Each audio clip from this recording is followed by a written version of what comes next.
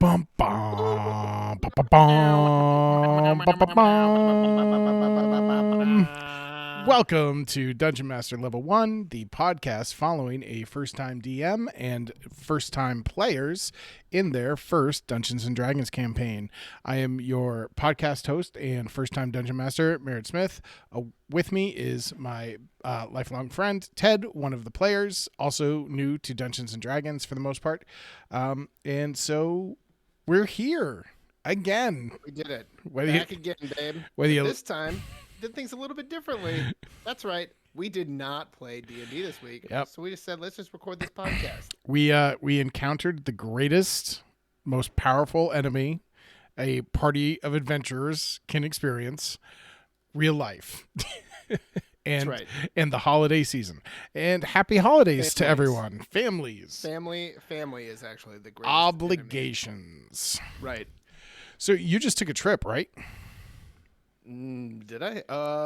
Yeah, kind of. I spent some quality time with the fam about 2 weeks ago. Oh, We okay. went to Hawaii, Hawaii. as they say. Yep. Nice. Had a great time. Swam a bunch. Ate a lot of poke. Folks, if you're going to get poke in Hawaii, go to Foodland. That's the place to get it. It's just Good a to know. grocery store. They got, they have a deli counter, but they also have just a poke counter. And yum is all I got to say. Nice. Yep, it was a good time. But now we're back to work before I go away for the holiday. And, yeah, just Awesome. living my best life. Awesome possum. Yeah, I find it interesting that so probably, a month before Christmas, rough time to try and start a D&D campaign. But it took us a little while to get going. I wanted to get it going. I was feeling very inspired and motivated at the start, still am, but like we've had 3 sessions and had someone miss in each of those sessions. Well, not the first No, one. not the first one. unless- You're right. Not the first one. Just the 2 out of the 3. 2 out of the 3. Right. You're right. So that. But that's life, and that's why I created the world the way I did, so that players and people could drop in and out, as we've discussed before. So yeah. So I actually thought we'd do a little bit of a deep dive this time, and I wanted to talk to you. No, it's good. I wanted to talk to you about your motivation for the character Bosch, why you wanted to be a monk, why you wanted to be a gnome, et cetera, et cetera. What was your process there? Great question. The process was sort of, I think a gnome sounds fun. Mm-hmm. I know it's kind of easy for people to want to be a badass when they're playing D&D. Yeah. Sometimes they want to be like a hard nose. It's real easy Thug or whatever. to be like the human fighter, half orc barbarian, high elf wizard, like to fit the, not that 5e has a meta per se, but like to easily, particularly for first time players, to fall into those tropes of the not min-maxing, but like let me put the race advantages towards the class to maximize starting potential. And I would say a gnomish monk is off of that path. Oh yeah, absolutely. But the fun thing is that I am definitely a lot more chaotic of a player than I realized. In that I'm just kind of just playing fast and loose, Yeah. and just kind of doing whatever I want in the moment while still respecting the story being told. 100%. So yeah. I think I'm probably going to do a class change at some point. But we'll see how that goes. Maybe Bosch will get hit over the head by a runaway pram or something. Yeah, and we'll see. he'll just wake up and decide he really just wants to be an entertainer. Yeah. Well, I saw a again in Dimension 20. There's the Midnight Unsleeping City campaign.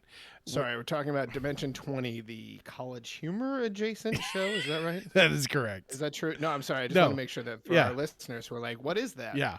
That's what that is. If folks. if anybody's listening to us, I have to believe they know what Dimension 20 is. I do not see someone like just stumbling on ours and not knowing what that is. If you were scrolling through your D&D content, the whole subgenre of D&D content that's alive and well, and said, I want to listen to this one by two people who haven't done it before. And guess what? Thank you so much for being here. We appreciate you. We don't have a Patreon, but my Venmo is Theodore D -White. If you want to throw some Venmo my way, don't throw Venmo my way. That's pathetic. To beg for Venmo. Don't do it. Give your money to charity, or give your money to an animal relief, to an animal shelter or COVID relief. Yeah exactly.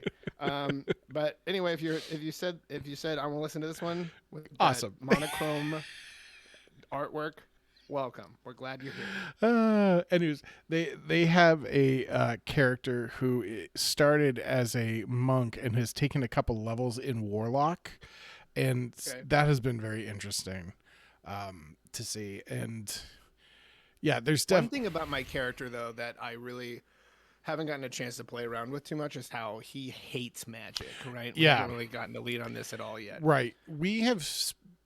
I would say we are still in the prologue of the story that I have imagined.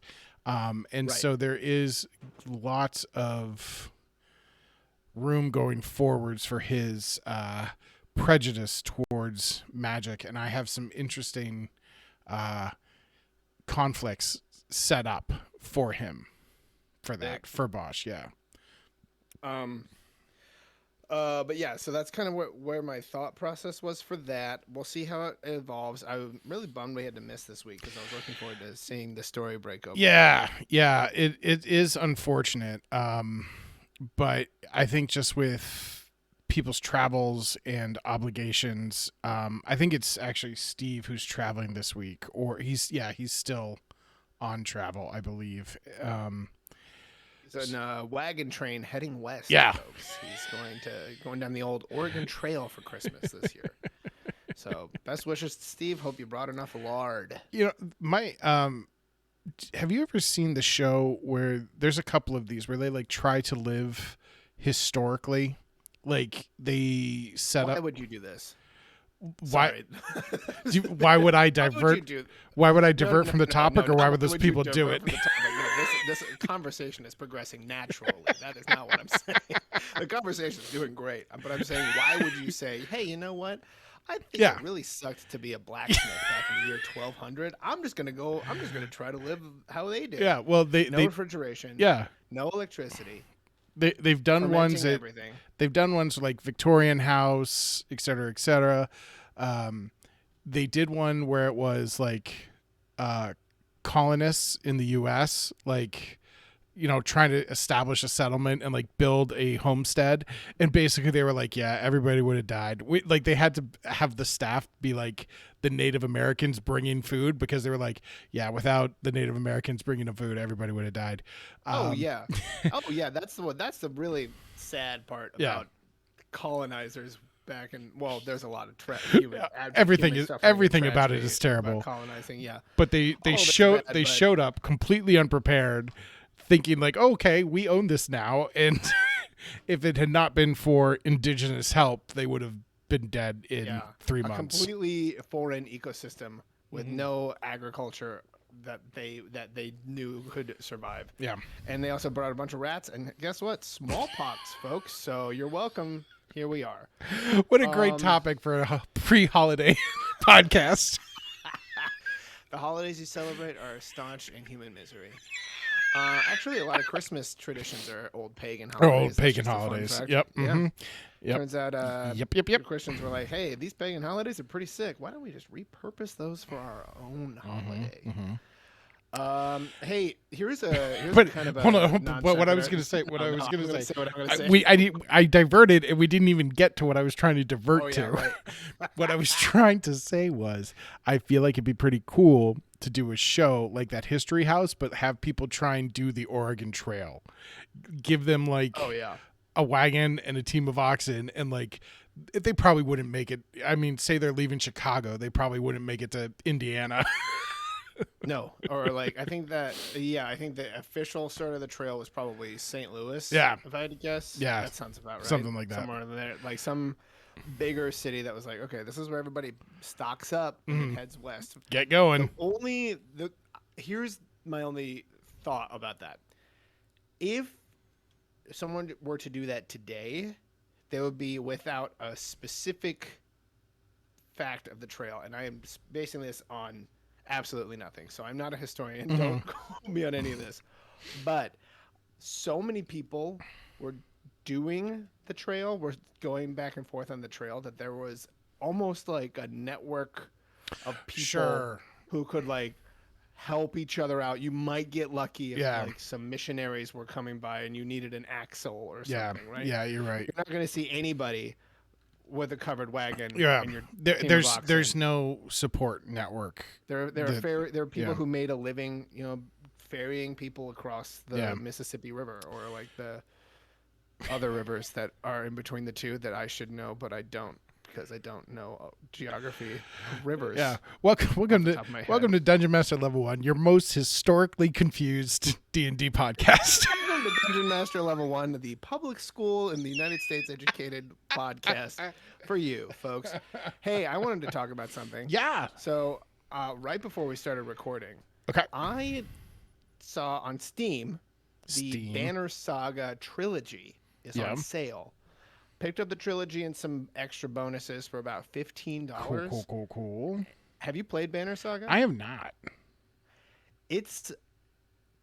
I'm okay. To be clear, I'm only 45 minutes into it, but it's kind of like exactly what I want in a game. It has high fantasy. There's a Nordic element.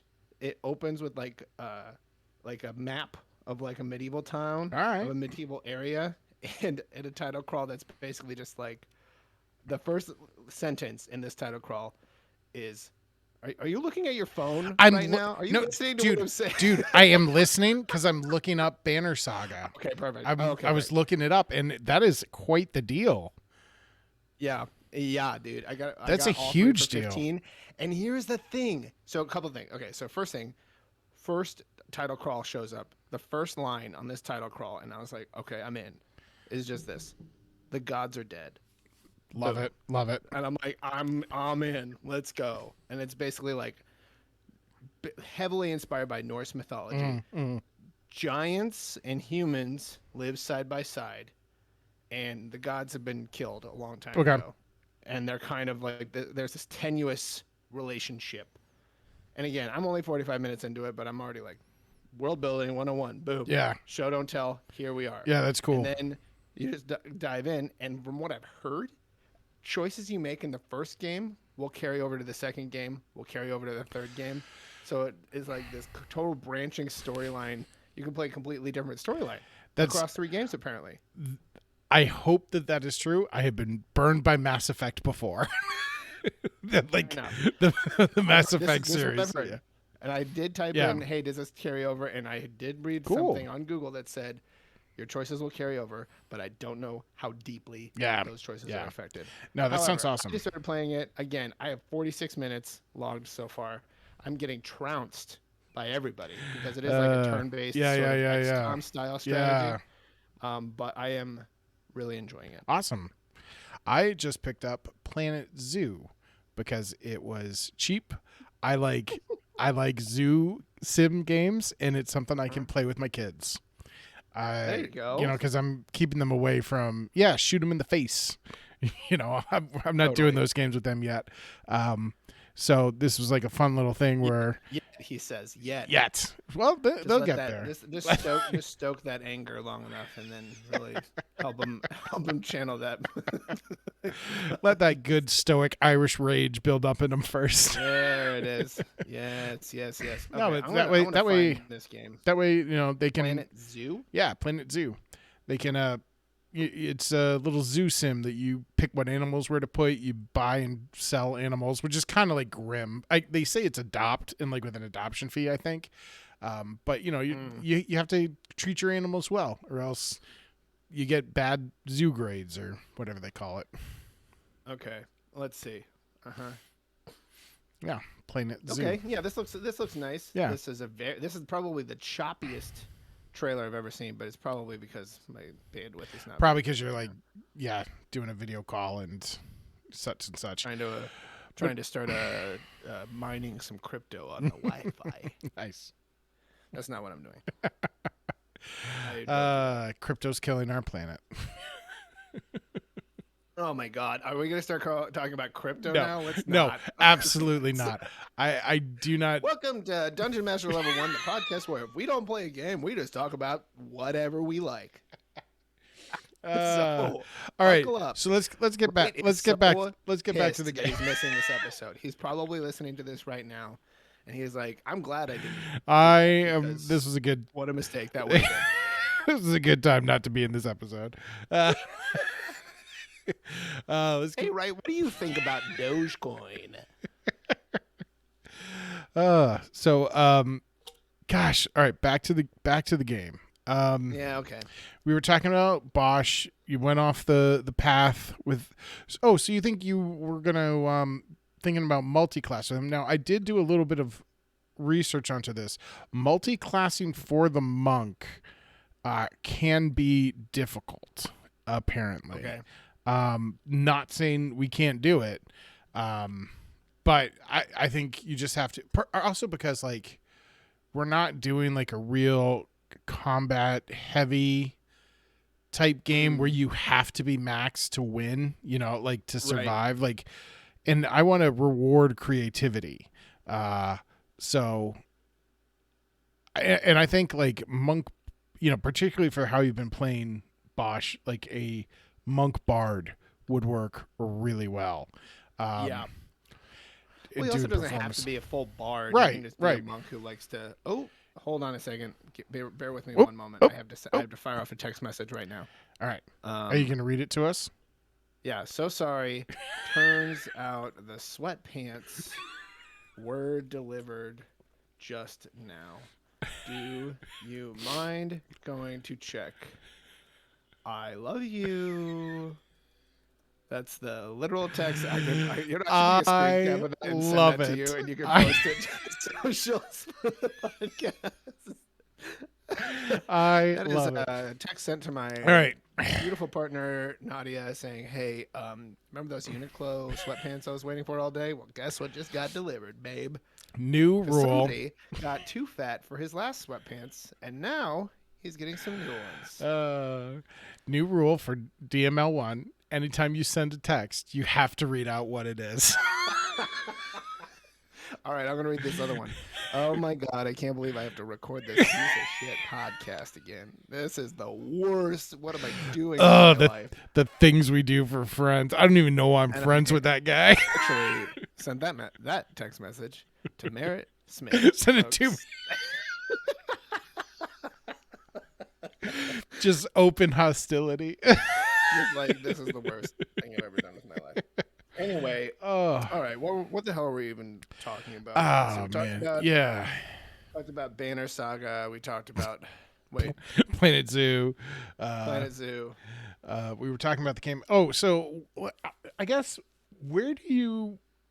I mean, maybe just take like a shot in the dark. Where do you think this campaign's going? What do you think's going to happen next? Just a wild prediction. Oh man, I don't want to get too far into this because I don't want you to like spoil anything. But I'm not going to answer you. I'm not going to answer. I want you to just tell me, and then I'll just. I can read you like a book, my dude. I want to say something, and I'm just going to see the look on your face. I'm going to be like, well, that's it. Oh no.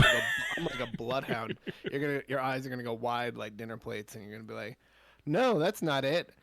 All right, Stonewall. I'm Stonewall now. Stonewall. Okay, Stonewall. Yeah, okay. Well, here's the other thing: is that I think it's too early to tell with any certainty.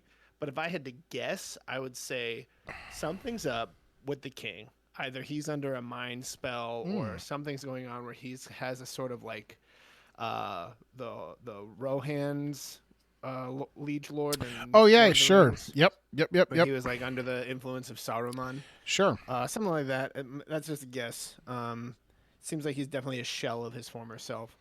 Either he has something's weighing on him. The person we met in the inn probably some hero we think is a villain, if not just a straight up villain.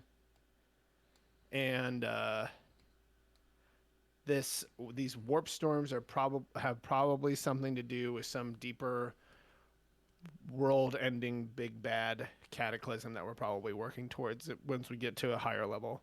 All right. That's kind of what I'm thinking right out the gate. Cool. Yeah. Some things close, some things not close. Not so close, but no, that's interesting to hear. Interesting. Yeah. Cool. All right. Yeah. So, man, the struggles of the off week, like.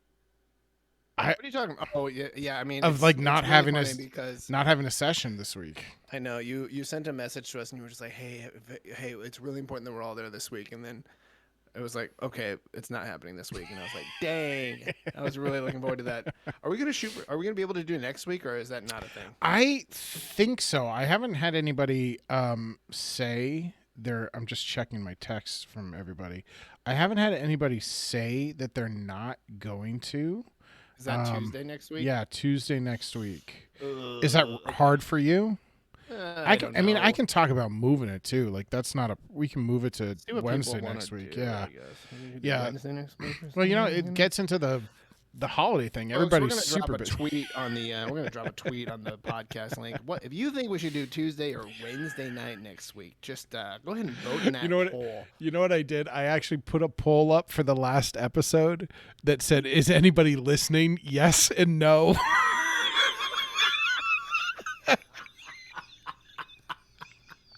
That's perfect. Did anybody answer the poll? No. Nobody. Oh we actually had pretty good. We actually had. Perfect. I think we had like. We had 30 unique listeners this week. Some on episode 2, some on episode 3. So, I am pleased as punch with. I am pleased as punch, baby. I'm just. So thank you again to everybody out there. Thank you, all 30 of you. We could probably list all 30 of your names if you really wanted to. DM Merritt on Twitter. Merritt, what's your Twitter? The Irish Roger? That's correct. Yeah, go for it. Very cool. Go for it, everybody. On Twitter, vote in the poll, DM him your name, and we'll read it on the air and make fun of you. Poorly. We're not comedians. Oh, man. Yeah. All right, so that's interesting thoughts on where you think the campaign is going. I have faith. I think it's pretty early to tell. So it is early. And I want to be pleasantly surprised too. Yeah. Know? I have faith that that we are going to be able to continue the campaign. It does feel like the wheels are falling off because only because I don't think it actually is, but just having somebody miss the past 2 weeks, having a call off this week, having next week not be settled, just from a keeping it together now I think that you and Wright are solid. Like you guys have been like the fastest to respond to my texts, the first to get the character sheets done. And I think are the most reliable players. Steve and Isaiah have been just a little slower to get into the game, get them up and running. And obviously, they each missed a session, which, again, we're all grown-ups and have grown-up stuff, and both of them have kids, so that adds a whole nother level of complication. So, I think we'll keep it going, and I think it's just maybe like an imposter syndrome element, or just my own concern about keeping the game going, that I don't think it's actually going to come to an end. It's just fizzle out, you think? No, yeah. It's just a concern that it will, and I really don't want it to. I want to get to this stuff that I've thought up. I think particularly once we get through this next session is a lot of world building and will really open things up, and then we will start being able to do some character oriented content that I think will really hook people in. Great. I love that. Yeah. That's excellent. Yeah. I think you should have the minds. I mean, I think it's easy to be like, okay, yeah, I'm gonna be disappointed, but I think that you should still act as if at least Wright and I are gonna be with it for a while. Yeah. No, I think definitely so. I think Steve is into it. I think Isaiah is into it. Don't click that. There we go. So it's just like it's just a busy time of year. It's a rough time of year It's to actually do the something most like wonderful this. time of the year. It is the most what wonderful they say. time of the It's year. actually the most wonderful time of the year. All You know, right, that's our show. Thanks, everyone. No, I guess that's my bit. Every time there's a lull, I just say, "All right, that's the show. Bye." I was just gonna say, I for some reason only this year realized, since I am responsible for the Christmas shopping for a good portion. No, let me be very clear, in case my wife listens to this. She comes up with like the big. Hi, Laura. Hi, Laura. She comes up with like the big ideas. She does like the important stuff. I like get the stocking stuffers type stuff. Right. For any Matchbooks. children, Santa gets the stocking stuffers. It's not me, it's Santa. But There aren't any children listening to this podcast. Some 8-year-old's like, I want to listen to Dungeon Master Level 1, and I am engaged. But I by this realized conversation. But this was the first year I realized it's like, wait a minute, I can get myself something I like if I see it. Like, I don't know why my God. to be from the big man. So I got myself two things this year. I had been looking for. Your sweatpants arrive. Is that Nadia saying hi? You better believe it. Sweatpants, folks. So I got Send my a picture to Merritt and make him post it on his Twitter thread with the same poll: yes or no. Yes or no. Sweatpants, yes or no. So I've been looking for some stuff for my desk, just for like, decorations around. And I got myself one thing and decided I couldn't wait to actually just put it on my desk. It's a little model of like Hot Wheels of the Razor Crest from The Mandalorian. If you've seen that. Yeah. Of course I have. Yeah, I loved The Mandalorian. That was heartbreaking when the Razor Crest got blown up. That was like, spoiler alert, for a 1-year-old show. But I love that. Yeah, and then I love it too. And then the other thing I got. Also loved it. And then I also love The Mandalorian, folks. And then the other thing I got was That's the next poll on our Twitter thread. Do you love The Mandalorian? Yes, no. Yes, no. No, just Mandalorian. Yes, no. Sorry, please continue. And then the other thing was do you know Vault Boy from the Fallout series? He's like like the 50s cartoon, PSA cartoon type guy. That's my favorite thing about those games is the art style of the, like, cartoons and stuff. The like 1950s nuclear scared art design and art direction of those games is 10 out of 10. Yeah. The games themselves, not my favorite. Well, I got a little Vault Boy phone holder. So it's like the Vault Boy with cupped hands that you can put your phone on. So that I actually wrapped and will be opening on Christmas Day, and I'm very excited for that. So #dad life, buying yourself your Santa presents. Hell yeah. It's funny how I also get to that point where I'm like, oh, I'm just going to buy myself something. Yeah. Oh, all right. Anyways, sweatpants. I buy a lot of wine. Good. Love wine. Do you get a lot of California wines being in California, or? Yeah. There are a lot of wines made here in California that I'll pick up. I'm asking is, do you have local places you go choose from? Like we get some. I'm an asshole. Is really what you're saying, and I would be inclined to agree. Like, for example, we get some New York stuff. We visit New York wineries and get New York. Oh, yeah, there are some good wineries in the Finger Lakes and, like, upstate, too, right? Yeah. I do, to be honest with you, a lot of the wine I buy, I'll get from Trader Joe's. Sometimes there's the Trader Joe's private label. Those are usually really solid values. They had a Diamond Reserve Cabernet that was nice, excellent. I will also buy. stuff from, I don't know, I'm kind of on an Italian wine kick where I'll get Italian wines from Trader Joe's as well. Because Cool. I recently discovered Amarones, which I really like. Hmm. And other times I'll buy wine online. There's a company that I've purchased a bunch of wine from called Last Bottle, and they have they'll have a marathon every so often where there's no minimum order and it's free ground shipping on all orders. So you could truly just buy one bottle and they won't charge you shipping, which is pretty cool. But depending on what it is, they say that they're marked down a certain amount, but I've been able to find some pretty fun finds on there. Nice. Yeah, I just love wine, folks. Yeah, it's good stuff. We should just do an episode where we just talk about wine.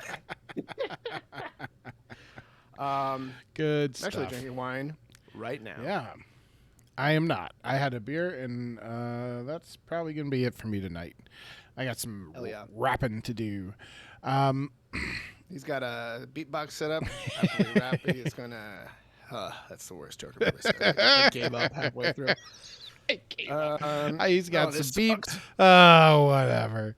My name is Meriden. I'm here to rap. Rap and paper full of crap. I don't know. God, I don't even know why I even tried. All right, it's good stuff, Ted. No, it's good stuff. We didn't play this week. We didn't play this week. Filler episode. High functioning alcoholic. You know what this is like? episode. This is like the podcast equivalent of like the clip show episodes. You know, like from the clip show without any clips. Yeah, without the clips. It's a table. It's like a table read episode. Yeah, just us laughing at each other and laughing at our own jokes. There was this guy I worked with. Shout out Garney if you're listening to this. I highly doubt that you are, because I haven't told anyone about this. My bad. Sorry, folks. I should actually tell people about this podcast. I worked with this guy named Garney for a while, and he and I would just, whenever we were working together, we always just made everybody else mad because we would try to just like out unfunny one another, where we would just say the most unfunny thing we could think of. And it got to a point where I started genuinely laughing at like the awful unfunny things. So almost as if my sense of humor has been completely broken, where I don't think that actually like well-crafted jokes are laugh out loud funny anymore. I'm more of like yeah, very good. Well-constructed joke. Whereas if somebody says something that's so unfunny, that's where I just explode. That's my sweet spot. Nice. Excellent. Good stuff. Good stuff. Is it nice? I don't know. I don't like to go to comedy shows anymore. I get tired of laughing too much. You know? My throat gets dry. I'm like, what am I doing here? I'm just going to I don't know. Hey, let's change the subject. Hey, I have an idea. Let's change the subject. Let's stop talking about how I'm dead inside. Mm-hmm. All right. So let's do a brief little one last topic discussion about the campaign. One last what? Discussion. What? Oh, okay. What has been like the highlight of it for you so far? The highlight for me so far was when I was staring at my open VTT software and I just zoomed in on that gnome character's face as close as it would go in silence and just staring at it while you were like describing. Nope, I love it. All the hours of work I put in and you're dicking around. My favorite part was when I was just completely zoned out, just staring into these like lifeless orange eyes of this like gnome character that you spent so much time making. I think the highlight so far has been reconnecting with an old friend and having a weekly time to do make-em-ups and make each other laugh. Oh, really tugged on the heartstrings there, Ted. How about that?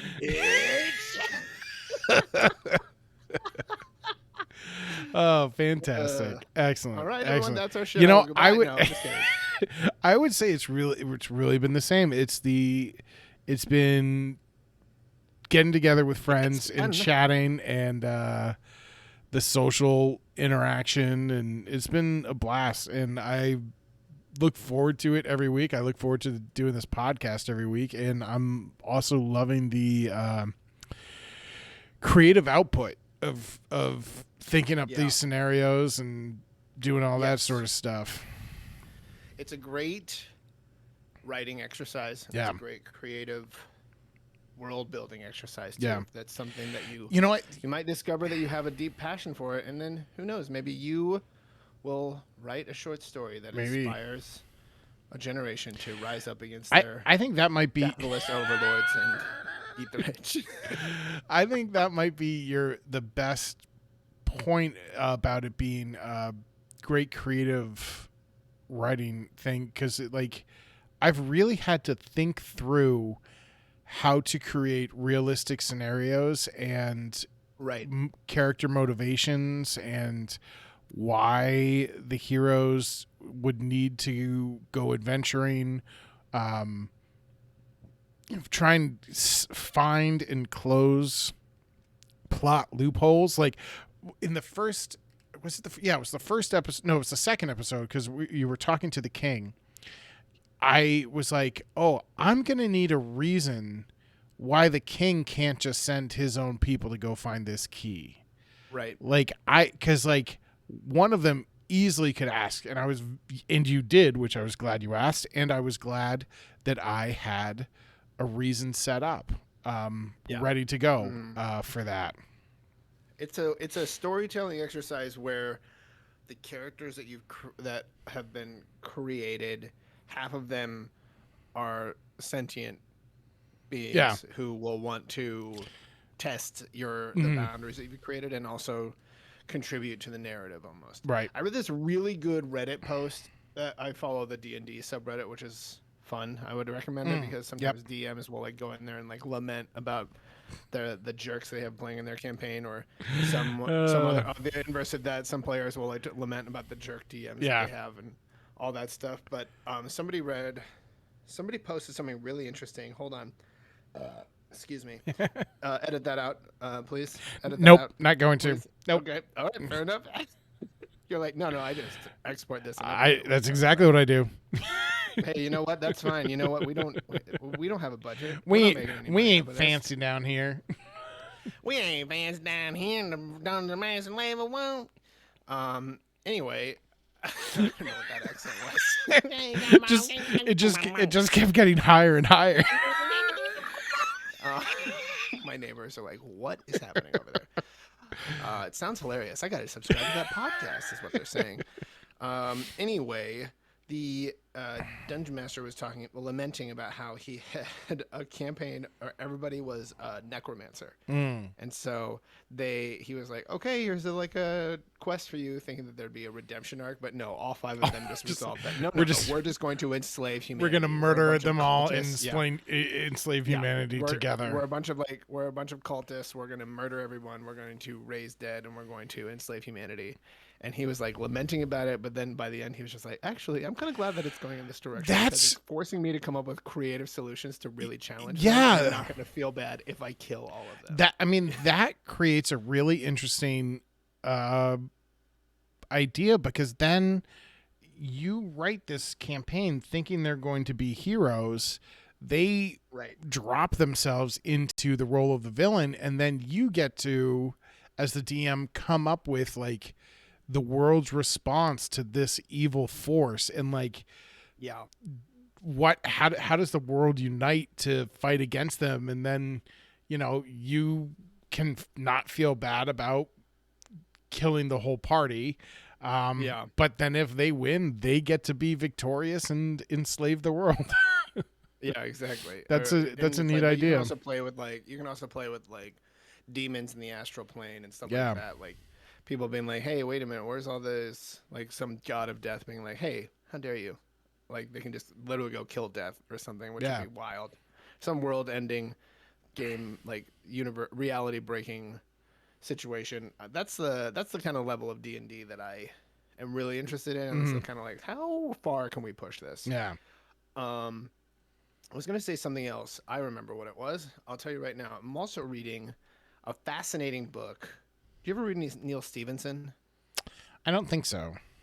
He wrote Snow Crash and the No, Baroque Cycle No, and Anthem. no, I don't think I've read those. And keep listing some more because I still don't think I've read them. So I'm reading this book that he wrote that came out relatively recently, and it's called Seven Eves. And the opening of the book, the moon blows up. Oh, But not like completely it vaporizes, like something breaks the moon apart into 7 rocks.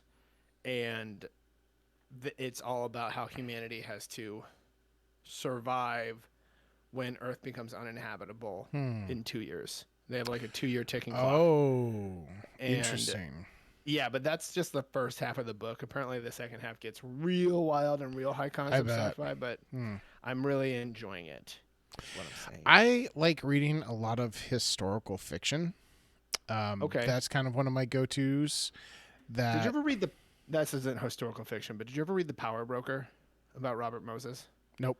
It's not historical fiction. It's just a nonfiction book about Robert Moses, who, spoiler alert, really big piece of shit. Yeah. Anyway, sorry. Please continue.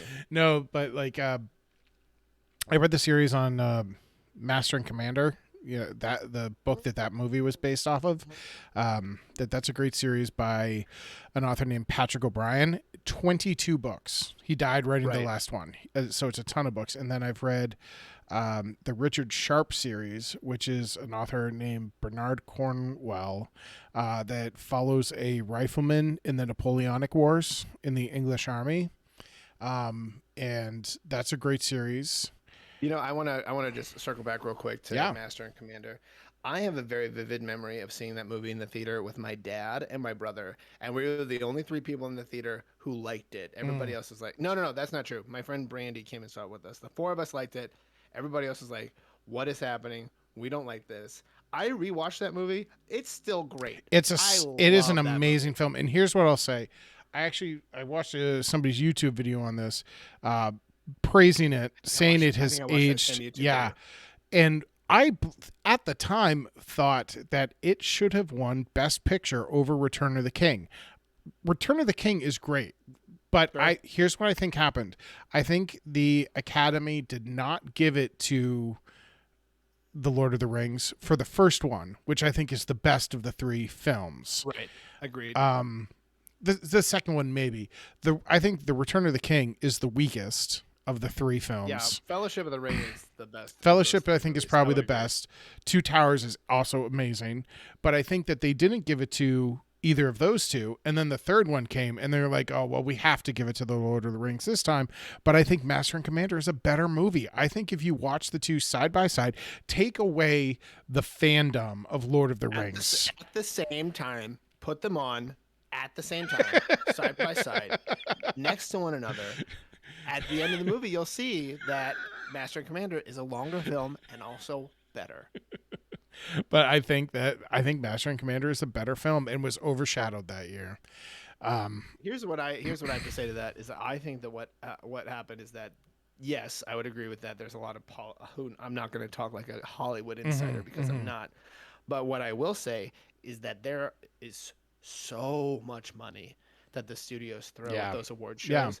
That so much it's about how much money who spent the most on the biggest press or awards event to get this award. 100%. It's really gross. It's and really too bad there's not just they should just have us vote for the Oscars. You and me. That's terrible. We'll decide together. I'm gonna give you a heads up. I'm gonna give you I see like almost no movies, and the ones I do are normally from the Marvel series, and so like Iron Man is gonna be best film 3 years in a row. So guess what? Spider-Man No Way Home is going to win Best Picture 2022 to 2025. It's the same film each year. They're like, hey, we sent you a bunch of screeners. Did you watch our movie? Nope. I'm watching Spider-Man again, baby. Also, the world is too depressing to watch like the really good but dark films. It's just like, nope, I'm not going to watch that. It's like, hey, you want to watch this movie that takes place and COVID happens and a bunch of people lose their jobs? No. Yeah, no. I lived that. You want to see this movie where the protagonist is from a struggling family and tries his best to get out of a bad situation and then ends up getting shot at the end of the film anyways, just by a random circumstance, because that's how life happens. No.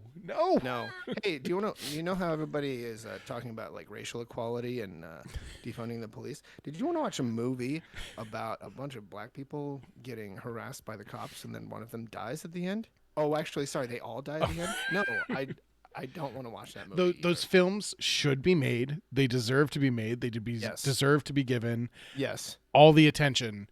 But I cannot handle that. The world is too depressing. I maybe am in too much of a privileged bubble.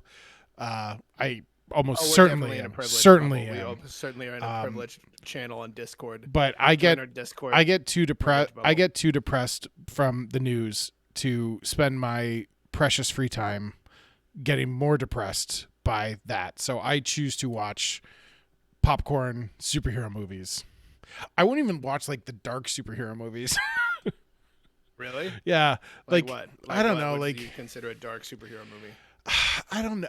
I don't know. Like Venom, which isn't even that dark, but I never saw Venom just because like he eats people and I feel bad for the people he eats. It's like, yeah, that was a criminal, but like he didn't deserve to get eaten. I don't know. I gotta tell you, I watched Venom on an airplane and I had a great time. I probably would watch it on an airplane. That movie on an airplane. I would watch it on an airplane. I had a little plastic cup full of wine.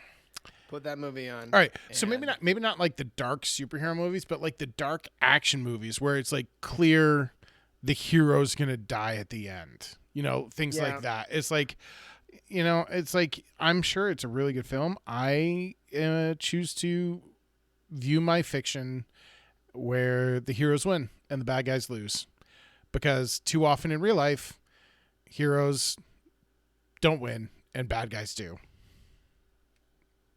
So I choose my... That's our show, everybody. I choose my popcorn bubblegum existence in my fiction. Now that you've said that, though, the wheels are turning. I'm like, what? Where is this D&D campaign going to end up? And also, do I need to turn heel? Does my character need to turn That would bad? be interesting. I'm open to secret bad adventures. We'll see how it turns out with your party, but well, here's the thing: is I don't think there's such a thing as secret bad. I think there are circumstances that happen that turn people bad. Well, you know what I mean. I mean, there are things that happen that change your worldview, that make you. There are things that happen, but there are also, you know, characters can keep their motivations to themselves. And I don't know if you know this, but there's a famous point from Critical Role where the other D&D podcast. In the one other one. From the minds behind College Humor. Critical Role. No, that's not College. Yeah, sorry, no. Oh God, and it's the other D&D content that's very successful. Yeah, but the actor who I can't remember his name was on True Blood, one of the werewolf characters on True Blood for a while. Joe. It is Joe something. It's not Joe Mantegna. He's the guy who voices Fat Tony on The Simpsons. Joe, not Joe Pantoliano, not Joey Pants. Let's see, Joe True Blood, Joe Manganiello. Yep, that's him. Our apologies. I can't pronounce that name. Our apologies to Joe. Sorry we pronounced your name wrong, but if you want to play D&D with us, hit us up. We'd love to have you on the campaign. Can you imagine? Yeah, right. Hey, it's his birthday next week. Oh, happy birthday. Happy birthday, Joe. Next week, we're going to do a special birthday episode with Joe. Oh, actually, while we're on the subject of True Blood, I loved True Blood. Yeah, it was good show. I considered it my guiltiest of guilty pleasures. It's a good show. I did not like the last 2 seasons. We stopped watching when like her like fairy blood thing was sort of coming to. I think it was probably like the last 2 seasons. We just stopped. Yeah. So it's funny you say that, because I know why you think those are the last 2 seasons, but I think that there actually was another season or 2 after that. Oh, really? I think it ran for like 7 seasons. Here's the thing. Alan Ball, the mind behind 6 Feet Under, was showrunner for that show, and then he left after season 5, and that's when the quality took a significant dip, because Alan Ball has like a really good like sense of storytelling and like keeping things subtle while still having Yeah. fun and like being tongue in cheek, but not too like B movie. Yeah. Which is where it started to get. Yeah, I think you're absolutely. I think it was season 5 we stopped. But anyway, so Joe was in a party with them, and they killed a necromancer, and the whole party's goal was like, we killed him, we're gonna wipe this evil from the earth. But his character took the opportunity to steal by cutting off his own hand, putting the necromancer's hand in its place, healing it onto his body, and then teleporting away instantly. So like, here was this character helping the heroes defeat this evil, and then he goes and undermines the goal completely, steals evil item to allow the evil to continue to exist in the world, because his motivations were to help free the evil dragon goddess Tiamat. So wow, it's worth finding that moment because it's really cool to see, because like he had been thinking of how to do it, and like how can I get away with this? Like, once I take it, they're going to try and stop me. So he was like plotting it through, and he did like a little speech about, now we'll get rid of this once and for all. And you know what's funny? then total betrayal. Folks, spoiler alert for Critical A Role. 3-year-old, Again, 5-year-old episode of Critical Role. 5-year-old episode. Yeah, it's a spoiler alert. When you Google Joe Manganiello Critical Role, one of the auto populations is betrayal. Yeah. After that. Yeah. So now I'm curious. So I gotta character watch this. portrayals can be played off really, really well. Wow. This This is is wild. that's what we got into about 5 minutes ago, with 3 different tangents in between. Wow. I love. Well, okay. Also, I'm sorry. I gotta say something, but there are 8 people in this campaign. It's a huge campaign. That's too huge. many people. I think it would definitely be too many playing remotely and using webcams, just because communication is a lot more difficult. I think it's different if you're sitting around a table together. Sure. But that's actually one other thing. So I had invited a couple other people into this campaign, and they just have not been able to so far. Vecna is a lich. Yes. Liches don't fuck around. Liches are scary. Yeah, that's right. It was not just a necromancer, a lich. And so they killed the lich, and then to steal Vecna's hand, he cut off his own hand, put Vecna's hand on, healed, and then teleported out of the room before anybody could react.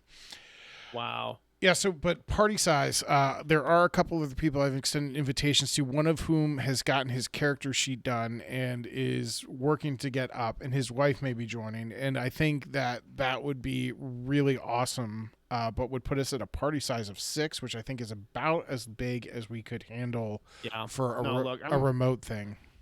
Yeah, that's going to be tough, but I think you can do it. Yeah, I think we could do 6. I don't think we could do any more on a regular basis, but I also think that we are going to come across people not being able to make it week to week, as we have already seen. And so then hopefully we'll be able to have like 4 people each session. That would be ideal. Totally. 4 or 5 each session. That would be awesome. Yeah. Cool. Well, I'm looking forward to it. I think we had a great episode. We talked about a lot of stuff. A lot of stuff in there. Remember, sweatpants, yes or no. Follow Merritt on Twitter. The Irish Roger, not the Irish Rouger. The Irish Roger, Roguer. Irish like Irish and the like the folks. And you can also get all the previous episodes of the game sessions and the podcast on YouTube.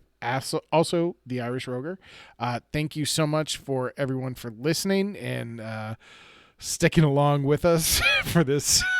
Yeah, if you listen to this whole episode, reminder, DM Merritt your name, and we'll read it on the air and tell you great things about you.